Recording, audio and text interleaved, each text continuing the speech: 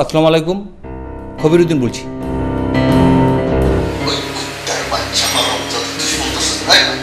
কে কে আপনি?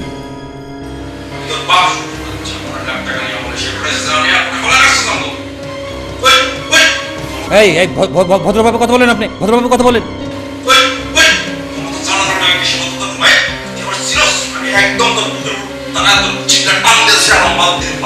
গৌরাঙ্গ, তুই কিন্তু খুব বেশি বাড়াবাড়ি করতে, মনে রাখিস তুই দেশে ফিরবি না।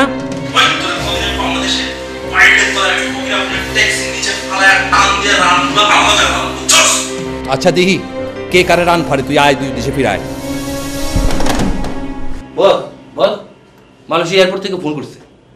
কও কি? হ্যাঁ, মালয়েশিয়া এয়ারপোর্ট তোমাদের ফোন করছিল?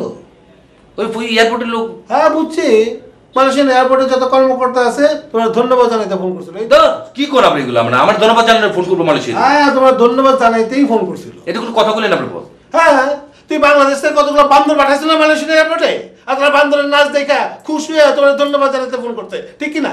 আরে হ, ওই বান্দরগুলোই তো হাজার বান্দরের কাম বান্দরে করতে দাও। বান্দরের নাচানাচিতে তুমি নাচতে যাও না, এই নাচতে গিয়ে বুড়া বসে ঠ্যাংমা ভেঙ্গো না। তোমার কাজটা তুমি স্বাভাবিকভাবে করো, আর এখানে কি হইতেছে আমি দেখতেছি, কোনো টেনশন নেই না, যাও।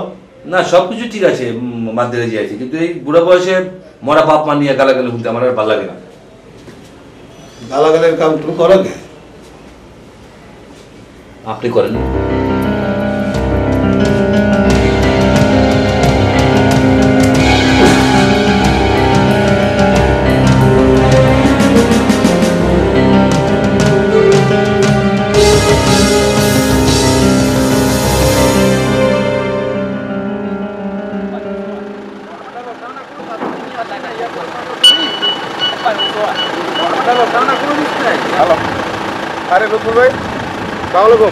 আরে ভাই, এয়ারপোর্টে যারা আছে তাকে একটু সরায় নেন না, ওইখানে রাখা তো রিস্কি।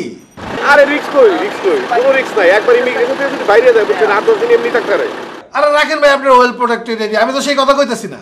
আরে এয়ারপোর্টের ভিতরে অনেকের কাছে মোবাইল ফোন টোন আছে না, হ্যাঁ ওখানে অনেক বুথ আছে, আর পোলাপনের পকেটে টাকা পয়সাও আছে $200 করে। তারা তো ঢাকায় ফোন করে জ্বালায় মারতেছে, আমরা তো ঢাকায় ফোনে জ্বালা তো বাঁচতে পারতেছি না। আরে অল্প একটু ধৈর্য ধরেন, আমি সব দেখতেছি তো। আরে বাবা, আমি তো ওই রিস্কের কথা কইতেছি না। আচ্ছা, আপনারা বুঝিয়ে কথা কইলে কথা বুঝেন না কেন? আপনি একটা কথা শুনতেছেন না, লোকগুলাকে আপনার নামে আনছি, তাই তো আপনার থেকে বেশি আমার, জানেন আপনি?